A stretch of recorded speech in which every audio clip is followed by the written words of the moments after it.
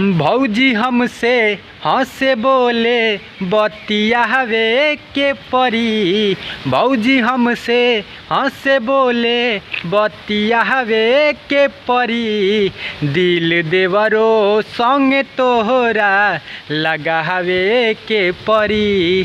दिल देवरो संगे तोहरा लगावे के परी।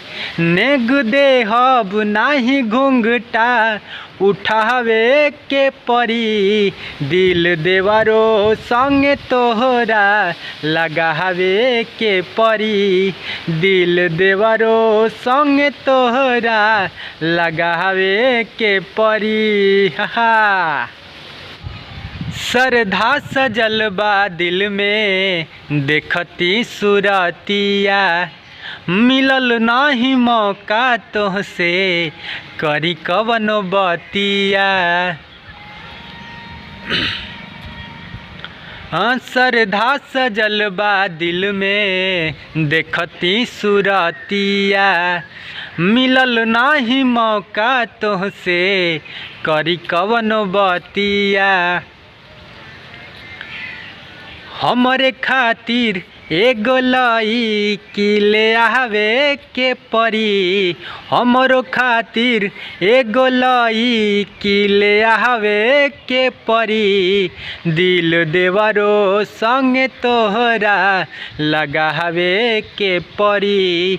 दिल देवरो संगे तोहरा लगावे के परी। हो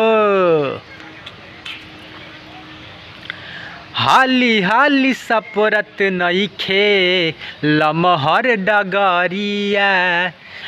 भूख बड़ी लागल बाटे पेट के भीतरिया।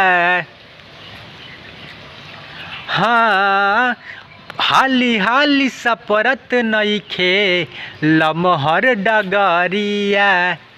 भूख बड़ी लागल बाटे पेट के भीतरिया। अपना हाथे रोटी हमरो ला पकावे के परी।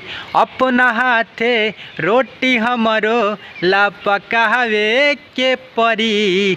दिल देवरो संगे तोहरा लगावे के परी। दिल देवरो संगे तोहरा लगावे के परी। नमस्ते प्रणाम, हर हर महादेव। हम आप सबके भाई संजय लाल। तो भैया लोग, अगर ये वीडियो आप लोगों को थोड़ा सा भी अच्छा लगे तो वीडियो को लाइक कमेंट के साथ साथ चैनल को सब्सक्राइब करें, एकदम दबा के गर्दा उड़ा दो। और हाँ, अपने भाई को सपोर्ट करें।